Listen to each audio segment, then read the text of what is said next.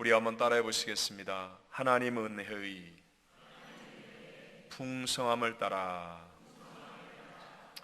윌리엄 페더라는 분이 쓴 재미있는 글 가운데 어떤 사람이 소년 시절에 5달러짜리 지폐를 길에서 우연히 주었다고 합니다. 어릴 때 5달러의 지폐를 주었으니 얼마나 기분이 좋았겠습니까?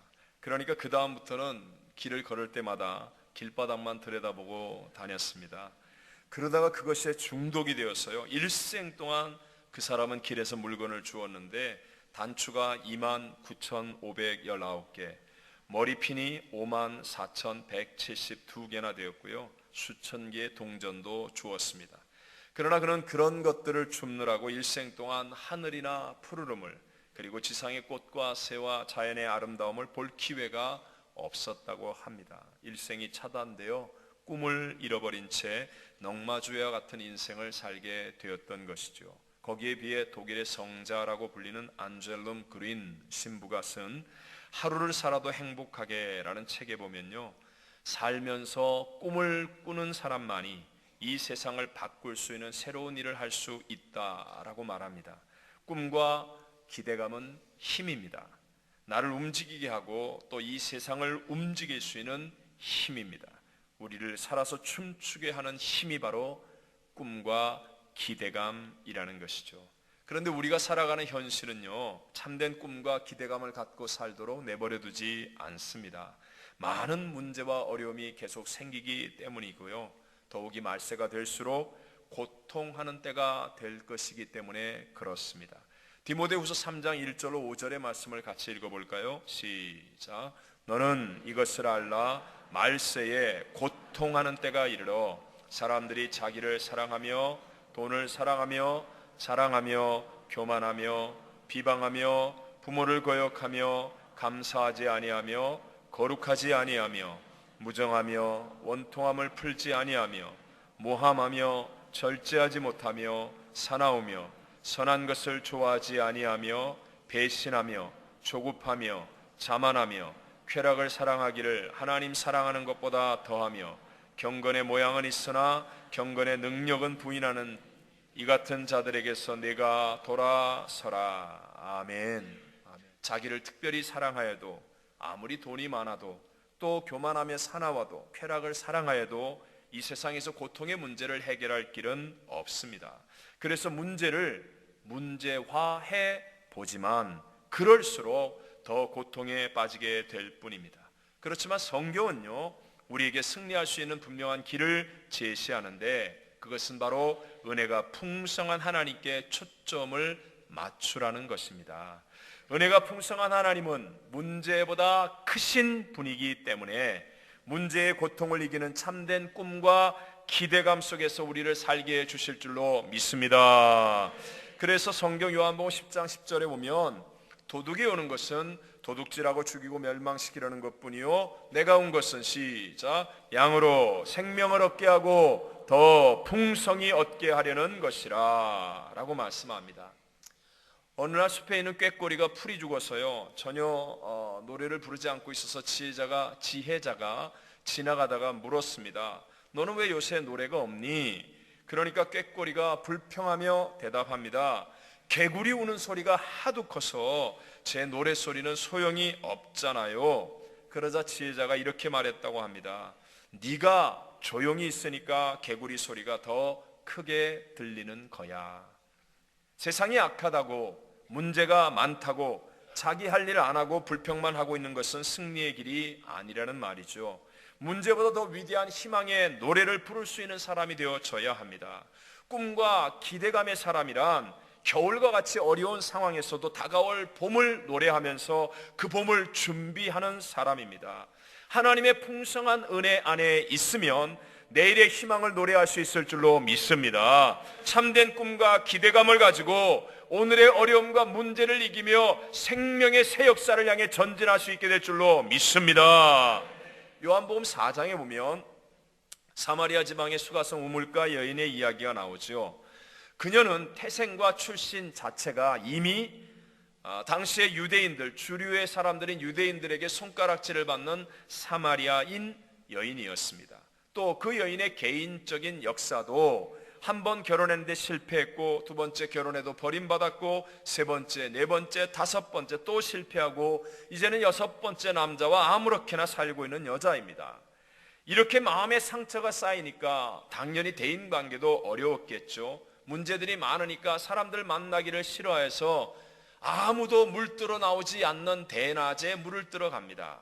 그런데 예수님께서 바로 그런 여자를 기다려 만나서 대화하시면서 흘러넘치는 은혜를 그녀에게 부어주셨습니다. 요한복음 4장 13절 14절에 이렇게 말씀합니다. 시작. 예수께서 대답하여 이르시되 이 물을 마시는 자마다 다시 목마르느니와 내가 주는 물을 마시는 자는 영원히 목마르지 아니하리니 내가 주는 물은 그 속에서 영생하도록 솟아나는 샘물이 되리라. 아멘. 이 여인이 예수님을 만나 이 놀라운 은혜의 샘물을 마시는 거예요. 그랬더니 그 여인의 치명적인 문제로 말미암아 이 여인은 수치심, 거부감, 열등감, 대인기피증, 대인공포증 등등 많은 고통 가운데 있었던 여인임에도 불구하고 그 주님의 풍성한 은혜가 임하니까 자기를 싫어했던 동네 사람들에게 뛰어가서 와 보라 내가 만난 이가 그리스도가 아니냐 하면서 전도하는 놀라운 새 역사를 일으키게 되더라는 것입니다. 손가락질하는 세상과 싫어하는 동네 사람들, 치욕스러운 자신의 과거, 외적인 문제와 상황 하나도 변한 것은 없었습니다. 그러나 하나님의 풍성한 은혜가 그 여인에게 임하니까 완전히 변화되어 그 모든 문제들을 극복하며 승리하는 삶을 사는 여인이 되어졌다는 것입니다. 이사야 58장 11절에 이렇게 말씀합니다. 시작. 여호와가 너를 항상 인도하여 메마른 곳에서도 내 영혼을 만족하게 하며 내 뼈를 견고하게 하리니 너는 물된 동산 같겠고 물이 끊어지지 아니하는 샘 같을 것이라. 아멘. 우리 주님이 함께하면 우리의 영혼이 물된 동산같이 만족하고 샘물이 터져나오게 될 줄로 믿습니다. 오늘 우리가 읽었던 에베소 1장 7절의 말씀은 현재형으로 기록되어져 있습니다. 즉 바울은 지금 감옥 안에 있어요. 감옥 안에 있는데도 불구하고 현재형의 은혜, 하나님의 은혜가 지금 흘러 넘쳐나고 있는 거예요. 풍성한 은혜가 지금 흘러 넘쳐나는 거예요. 그러니까 그토록 아름다운 믿음의 고백을 하는 것입니다. 바울은 그 모든 문제를 넉넉히 이기는 사람이 되더라는 것입니다. 자, 그럼 어떻게 하면 우리들도 지금 역사하시는 하나님의 풍성한 은혜를 누릴 수가 있겠습니까?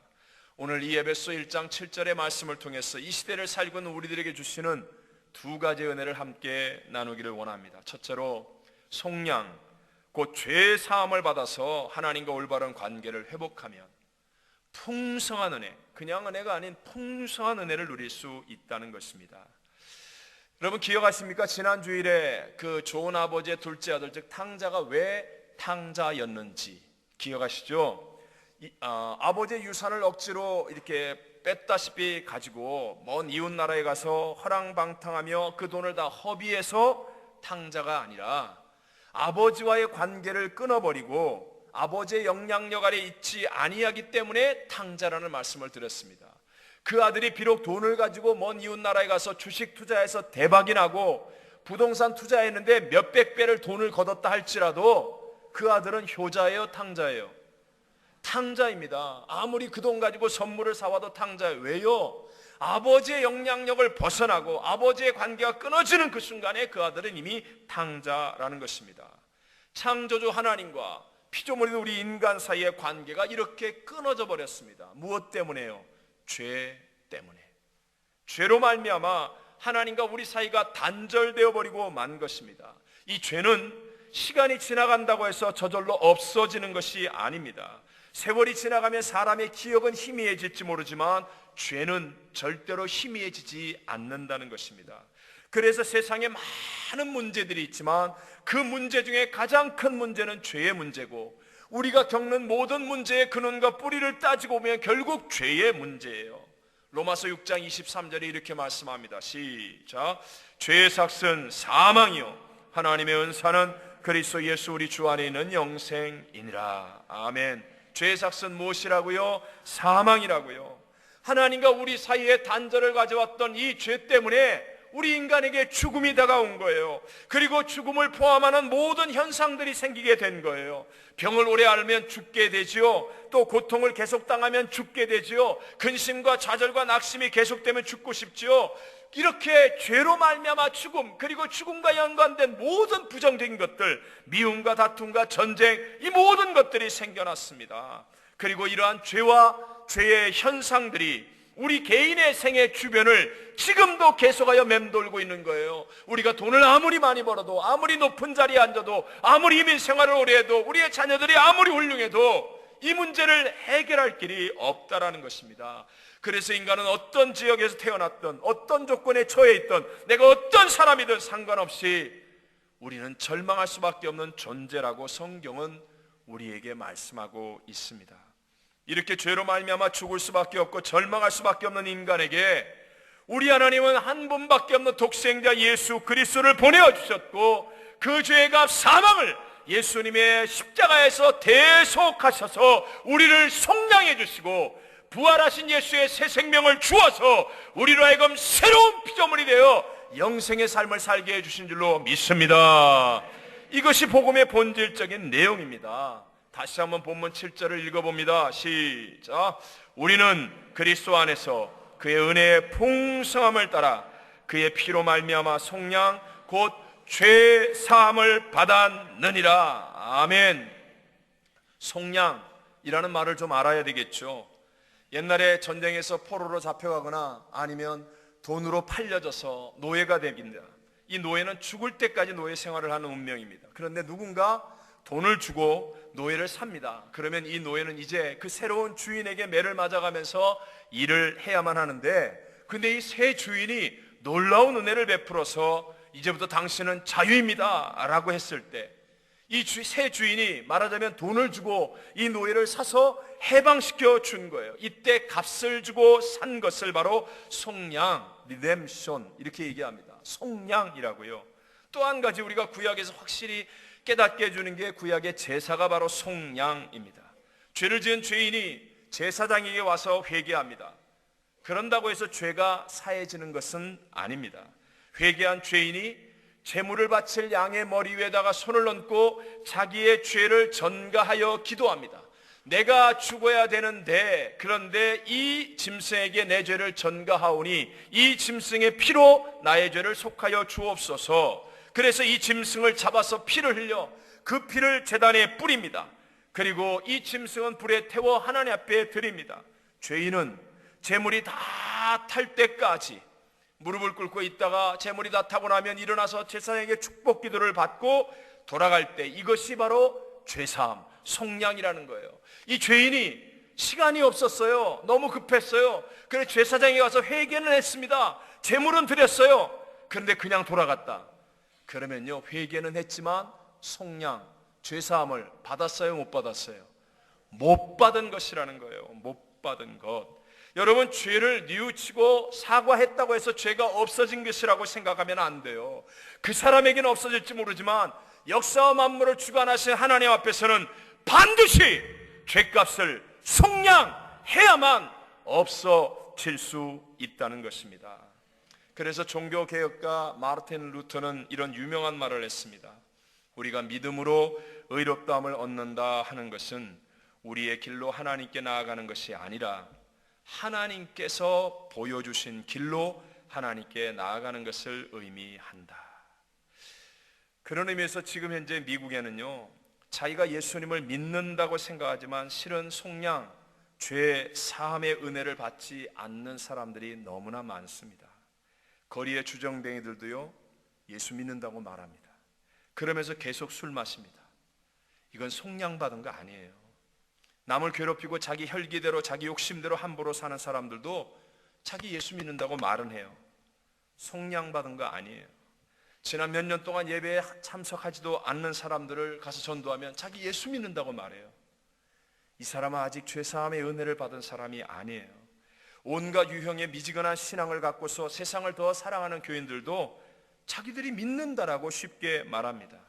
이렇게 세상에는 예수님을 믿는다고 말하면서도 예수님의 피, 그 피로 속량 죄사함을 받았음을 제대로 알지 못하기 때문에 이 은혜 가운데 있지 않기 때문에 풍성한 은혜가 따라오지 않는 거예요. 풍성한 은혜가 따라오지 않는 거예요. 보십시오. 하나님은 전지전능하시잖아요. 땅이 혼돈하고 공허하고 흑암이 깊음이 있을 때 하나님이 빛이 있어라 하시니 말씀대로 그대로 빛이 있었습니다. 그런 하나님이 너희들은 용서함을 받으라 라고 용서해 준 적이 있어요, 없어요? 한 번도 없습니다. 왜요? 죄사함은 그런 식으로 올 수 없기 때문에 하나님께서도 우리의 죄를 용서할 수 있는 길은 오직 하나입니다. 그것은 바로 예수의 피. 예수의 피. 히브리서 9장 22절을 읽어봅니다. 시작.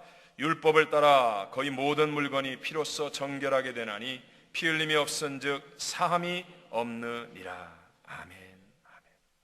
사랑하는 성도 여러분, 여러분의 영혼과 삶에는 예수 그리스도의 보혈의 피뿌림이 있습니까? 교회 와서 좋은 설교 듣고 갑니다. 교회 와서 사람들 만나 인사하고 다 합니다. 근데 예수의 피가 없습니다.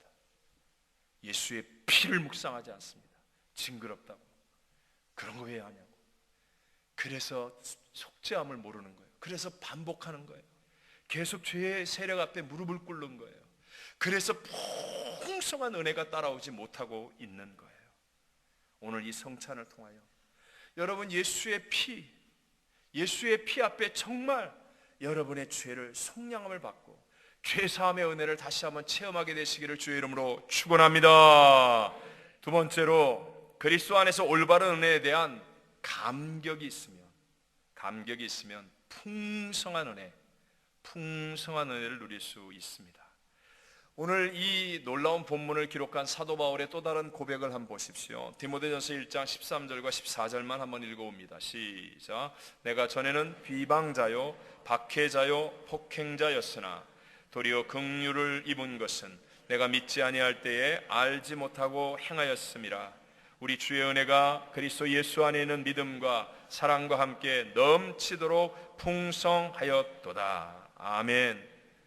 여러분, 무언가 사도 바울의 이 고백을 통하여 이 사람은 확실히 감격이 있구나, 은혜 받은 감격이 있구나. 자신이 전에는 비방자였답니다. 박해자였습니다. 폭행자였습니다. 이것을 부끄러워하지 않고 고백합니다. 왜요? 내가 은혜로 변화되었기 때문에, 그 감격이 있기 때문에, 그 은혜에 대한 감격이 있기 때문에 내가 넉넉히 넘치도록 풍성한 은혜를 받고 있다라고 고백하고 있는 거예요. 그러니까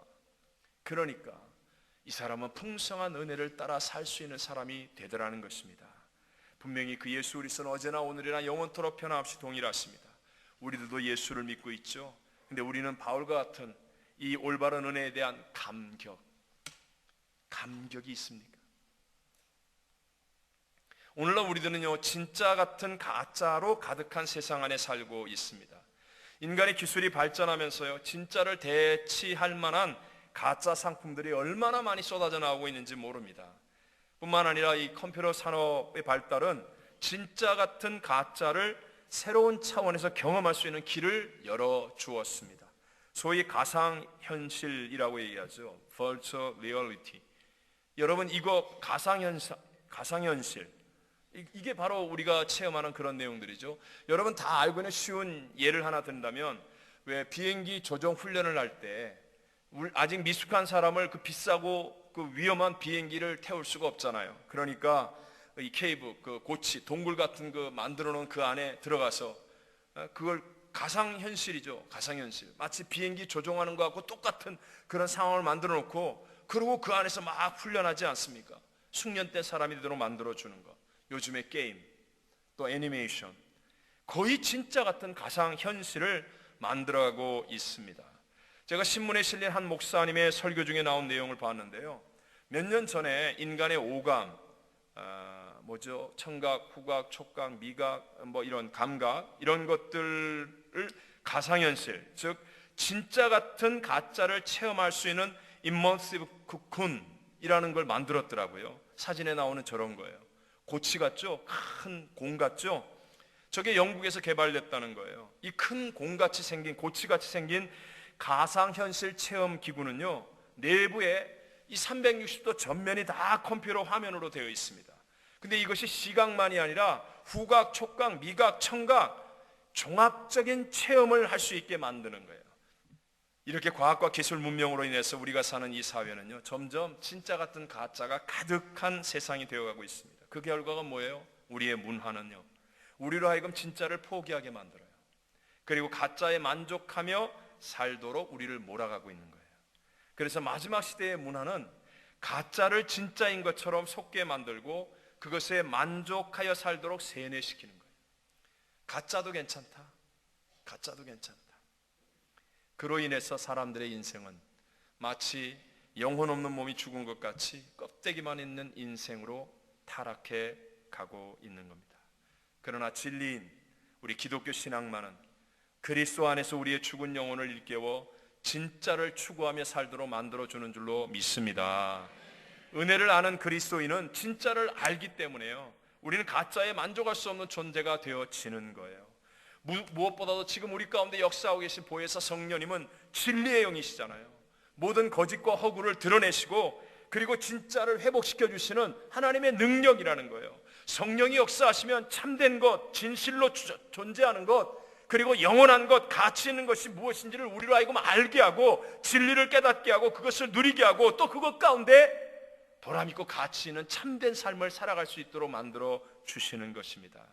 그래서 성령으로 충만하면 진짜 기도하는 거예요. 다른 때는 가짜 기도도 통해요. 가짜 기도도 남들이 하니까, 누가 쳐다보고 있으니까 억지로 나가서. 근데 성령이 충만하면 진짜 기도가 나와요. 성령이 충만하면 내 가슴 속에 진짜 열정이 회복돼요. 그래서 남들 보라고 하는 억지의 헌신이 아니라 진짜 헌신이 가능해요. 성령이 충만하면 그냥 형식적으로 드린 예배가 아니라 정말 하나님을 향해서 내 마음과 몸을 던질 수 있는 진짜 예배가 가능한 거예요. 성령이 충만하면 무엇보다 살아계신 하나님의 은혜가 무엇인지 확실하게 체험하는 진짜 신앙이 되어질 줄로 믿습니다. 요한복음 2장에 보면 예수님의 첫 번째 기적인 가나의 혼인잔치 기적 이야기가 나오죠. 가장 중요한 혼인잔치에 또 중요한 포도주가 떨어져서 낭패에 처했을 때 예수님께서 하인들에게 허들에 물을 담아두는 그 돌 항아리에다가 물을 아구까지 채우라고 하시고 그 물을 떠다가 잔치석상에 갖다 주라고 하셨을 때 그 말씀을 순종하여 물을 떠다가 잔치석상에 갖다 주었더니 그 물이 변하여 극상품 포도주가 된 거예요. 그러니까 잔치에 있었던 사람들이 세상에 어떻게 처음보다 나중에 더 좋은 포도주가 나오냐 이러면서 다들 기뻐하는 거예요. 기뻐하는 거예요. 그 잔치에 있었던 사람들은요, 대부분, 아니 전부 다 처음보다 더 좋은 포도주를 마셨기 때문에 기쁜 거예요. 이 비밀을 깨달아서 기쁜 게 아니었어요. 근데 그 잔치집에는 은혜의 비밀을 알고 기뻐하는 사람들도 있었다는 것입니다. 요한복음 2장 9절을 읽어봅니다. 시작. 연회장은 물로 된 포도주를 맛보고도 어디서 났는지 알지 못하되 물 떠온 하인들은 알더라. 한번 따라하세요. 물 떠온 하인들은 알더라. 다른 사람들은 그냥 포도주 너무 좋아, 너무 맛있네, 그러고 기뻐하는 거예요. 근데 물 떠온 하인들은 이 은혜의 비밀을 알았어요. 그들은 포도주 한 잔 마시지 않았습니다. 그런데 그 은혜의 비밀을 알았기 때문에 기쁜 거예요. 그 포도주 마시고 기쁜 사람은요, 잔치 끝나고 집에 돌아가면 그 기쁨 다 사라졌습니다. 그러나 은혜의 비밀을 깨닫는 하인들의 이 기쁨은요, 인생을 변화시키는 기쁨이고 영원히 남는 기쁨이 되어지는 것입니다. 왜 그렇습니까? 그리스도 안에서의 은혜의 감격이 있기 때문에 그런 거예요. 내가 이 물을 담았는데, 내가 이 물을 떠다 줬는데, 내가 혹시 이 물 잘못 떠다 줘서 맞아 죽을까 봐 두려워했었는데, 이거 너무 어려운 일인데 그래도 순종하라고 해서 억지로 순종했더니 우와! 이게 변하여 포도주가 됐어. 이 비밀을 아는 감격, 이게 있기 때문에요, 평생 동안 주는 그리스도시요 살아계신 하나님의 아들입니다. 이 고백 속에서 승리하는 사람이 되는 거예요. 우리들도 마찬가지 아닙니까? 물이 변하여 포도주가 된 그것을 마시고 기뻐하는 사람이 되려고 하지 마시고요, 은혜의 비밀을 알고 감격하는 사람이 되시기를 바랍니다. 오늘부터 우리 단기 선교팀이 도미니카를 갑니다. 근데 도미니카와 같은 섬 안에 있는 반쪽의 나라 아이티, 이 아이티는 세계 최대 빈국 중에 하나이죠. 2010년 1월 달에 그곳에 규모 7.0의 강진이 일어났을 때 인구 900만 명인데 하이티가요. 그 가운데 약 22만 명이 죽었어요. 그것도 더 죽었죠. 더 죽었는데 뭐 헤아릴 수 없는 많은 부상자가 생겼습니다. 근데 뉴질랜드 출신의 한 유엔 직원이 직장에서 만난 IT 남자와 사랑하여 결혼해서 세 딸을 낳고 아주 단란한 가정을 이루고 살고 있었는데요. 남편과 세 딸이 그 지진 때에 무너진 호텔 건물 더미에 갇히게 되었습니다. 일하던 이 뉴질랜드 출신 이 아내가, 유엔 직원 아내가 쫓아왔는데, 근데 막 그 건물 더미 속에서 딸들의 살려달라는 소리가 들리는 거예요. 두 딸이. 그런데 어떻게 할 수가 없어. 할 수가. 다 무너지고 그 건물 더미를 손으로 파헤치고 했지만 결국은 한참 지난 다음에 이 파헤쳤을 때 이미 딸들은 죽었어요. 그리고 그 옆에도 잔해 속에서 남편도 죽은 채로 발견됐어요. 근데 그 남편의 품 안에 있었던 막내딸이 죽지 않고 살아서 구조가 된 것입니다. 그 이유가 뭐냐? 호텔이 무너질 때 아버지가 온몸으로 막내딸을 위한 공간을 확보해 준 거예요. 자기는 건물 더미에 깔려서 숨을 거두면서도 딸을 위해서 이 공간을 확보해서 품 안에 두었기 때문에 이 막내딸 2살짜리가 살았습니다. 지금 그 2살짜리 딸은요, 뭘 알겠습니까? 아무것도 모르겠죠. 그러나 나중에 크면서 자기가 살게 된 아빠가 베풀어준 은혜의 비밀을 알게 될 때, 내가 아빠의 죽음으로 살았다는 그 감격을 체험하게 될 때, 이 딸이 과연 나쁜 짓 하며 살겠습니까? 도둑질하며 살 수 있겠습니까? 여러분, 오늘 성찬의 우리 주님의 십자가 은혜가 바로 그것입니다. 죽어야 될 죄인된 나를 위해서요. 나 같은 죄인을 위해서요. 흠없고 점없는 하나님의 아들이신 예수님이 하늘 보좌를 부리고 이 땅에 오셨어요. 나를 품에 안고 대신하여 십자가에서 죽으셨습니다. 그 어마어마한 고통을 다 당하시고요. 그 몸을 찢고 피를 흘렸어요. 내 죄를 사하시고요. 나를 구원하여 살려주셨습니다. 여러분, 이 은혜의 감격이 있습니까? 여러분, 이 십자가의 은혜의 감격이 있습니까? 나는 그냥 교회에 왔다 갔다 하는 사람은 아닙니까? 하나님 우리에게 풍성한 은혜를 따라 살기를 원하십니다. 먼저 예수의 피, 하나님과 우리 사이를 끊어버린, 단절케 했던 죄를 속량할 수 있는 유일한 길, 예수의 피, 예수 그리스도의 십자가의 보혈을 내 영혼과 내 삶에, 내 가정에, 내 학교에, 직장과 사업에, 내 인생에 발라야 합니다. 그리고 나를 구원하신 십자가의 은혜의 감격을 우리는 회복해야 합니다. 우리 이런 은혜를 따라 풍성한 하나님의 은혜를 누리며 사는 우리 귀한 성도들이 되시기를 주의 이름으로 축원합니다.